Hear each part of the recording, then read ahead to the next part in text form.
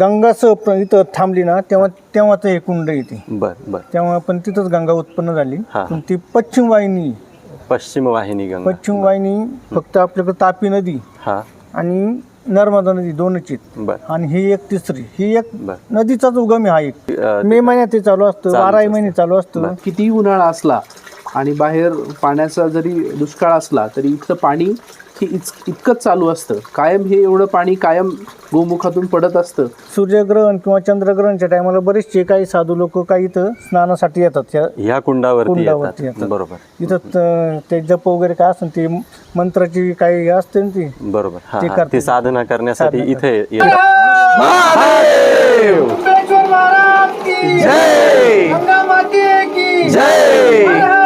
Mahadev Mahadev